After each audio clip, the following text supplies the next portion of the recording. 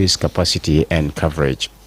He said the visit marks the beginning of a series of inspections to power facilities across the country, including planned visit to Nzara and Rumbek, where the Rumbek power plant is expected to be opened in February.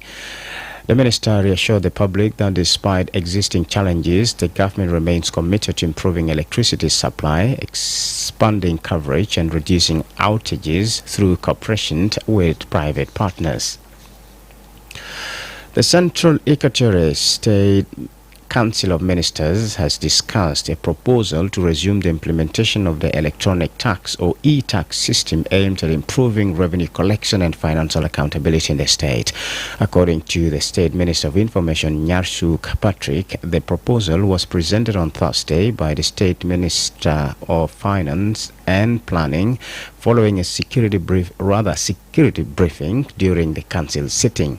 Nyarsuk said the memo focuses on reintroducing the e-tax system at the state level to enhance revenue collection, encourage investment, and promote transparency and accountability in public financial operations.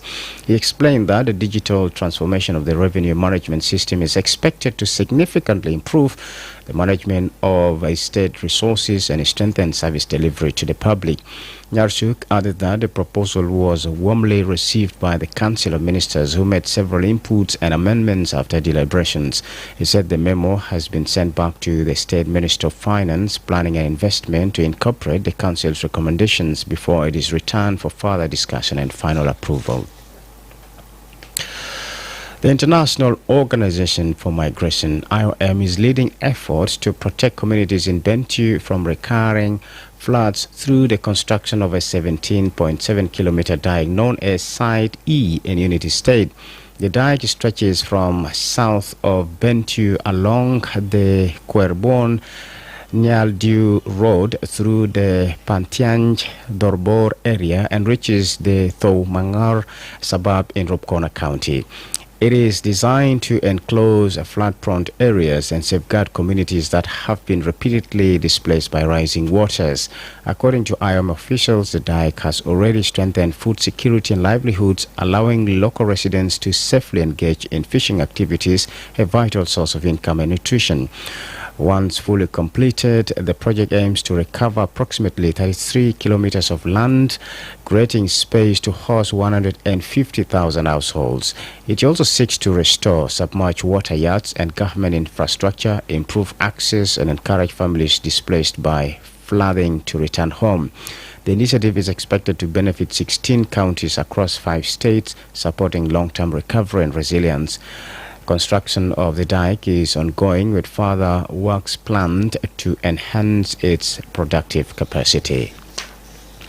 This is iRadio Morning News, and now to the international scene. Military authorities in coup-prone Guinea-Bissau have scheduled presidential and legislative elections for December 6th, despite calls for a swifter transition to civilian rule. Transitional President Hortan Tam signed a decree on Wednesday after meeting members of the National Transitional Council, military and government officials, as well as representatives of the Electoral Commission. He told reporters the conditions for free and fair elections had been met. Since seizing power from President Umaro Sissoco Embalo in November, Guinea-Bissau's coup leaders have been under pressure from the West African regional body ECOWAS to organize elections within a short transitional time frame. TikTok has finalized a deal to allow its American business to continue by creating a new U.S. entity separate from its global operations, which are run out of China.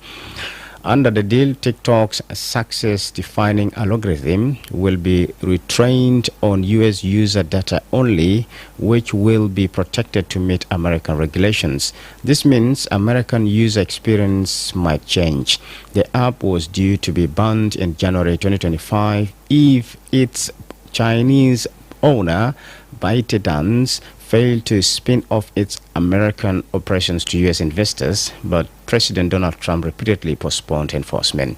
Lawmakers at the time expressed fears that the Chinese government could force ByteDance to hand over data of U.S. users of the app. This is iRadio Morning News, and to end this bulletin, here's the recap of the headlines.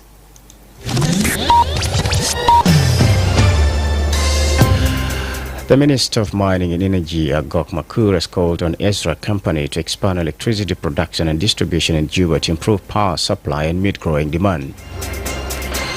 The Central Equatorial State Council of Ministers on Thursday discussed a proposal to resume the implementation of the electronic tax or e-tax system aimed at improving revenue collection and financial accountability in the state. And the International Organization for Migration, abbreviated IOM, is leading efforts to protect communities in Bentiu from recurring floods through the construction of a 17.7-kilometer dike known as Site E in the United States.